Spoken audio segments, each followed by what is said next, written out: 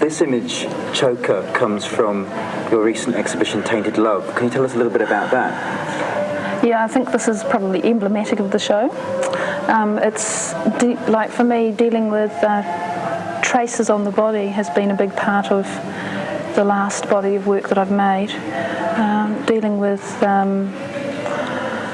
body fluids, blood, semen, marking like this.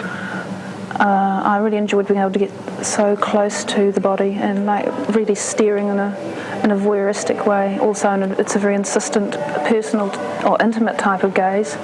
All of those things are very important to me, and also working,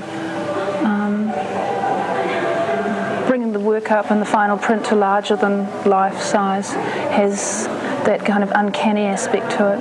So those marks on the body, which are kind of like recent signs or signposts to certain activities, are important pathologically or forensically speaking too. And I've got quite a large collection of medical photography. So your work kind of draws comparisons between sort of like, I mean, a love bite is quite a kind of friendly, trivial thing in some ways, but also the more sinister aspects. Yeah, that flip side and that tenuous kind of line that people tread between, like violence and sexuality and play.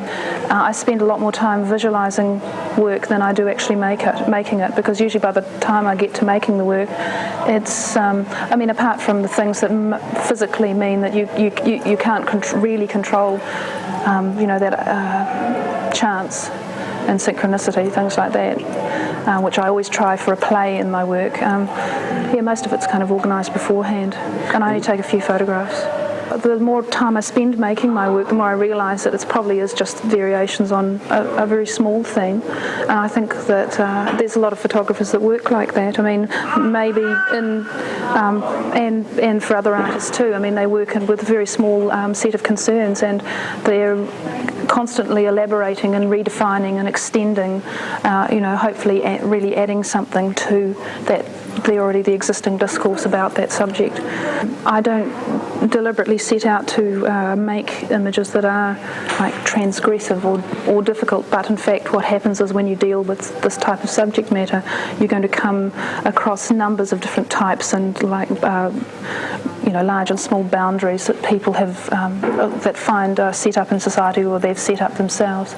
So I'm aware of that, and I'm very interested in setting people the task when they view my work to know their own mind, because they're confronted with issues that while they're viewing, they have to not resolve, but they certainly will be made aware of by their reaction to it. I deal with subject matter which can be read as intensely personal, and people that recognise those issues and activities in the work will take, they're going to be reacting to their own experience which they're bringing to the work. It's just part of human nature, part of the human condition. So it works in that like the specific and the general. So I think the older I get, the more I realise there's not so much to be proud of.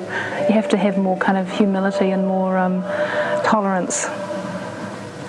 And if you don't find that in sexuality, where do you find it?